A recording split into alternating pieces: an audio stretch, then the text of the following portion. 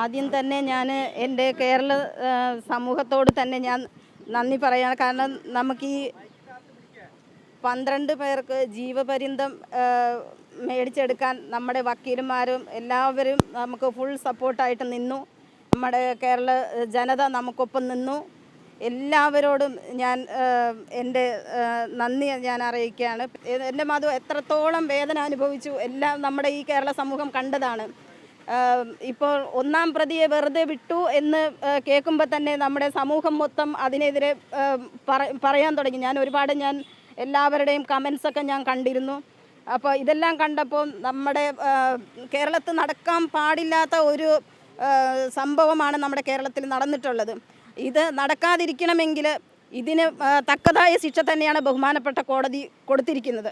ഇപ്പോൾ ഈ 12 പേർക്ക് ജീവപര്യന്തം കൊടുത്തു എന്നതിന് എനിക്ക് വളരെ ആശ്വാസം തന്നെയാണ്. അതുപോലെ എൻ്റെ വക്കീലന്മാരുണ്ട്, ഒരുപാട് നമ്മുടെ ബന്ധുക്കൾ പോലും നമ്മുടെ ഈ കേസിൽ കൂറുമാറുകയുണ്ടായി. അതിന് എനിക്ക് വളരെ വിഷമം തന്നെ ഉണ്ടായിരുന്നു. കാരണം നമ്മൾ അനുഭവിച്ച ഓരോ അവഗണനയും വേദനയും അവരൊക്കെ നമ്മളെ ഒരു താഴ്ത്തുന്ന രീതിയിലും അത്രയ്ക്കും പരമാവധി ചവിട്ടി താഴ്ത്തിയിട്ടുണ്ട്.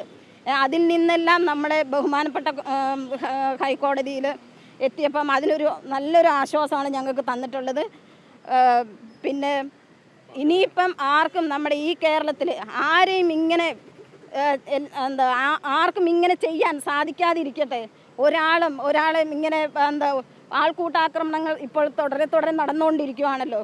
ഇത് നിൽക്കണം, നമ്മുടെ കേരളത്തിൽ നടക്കാൻ പാടില്ല.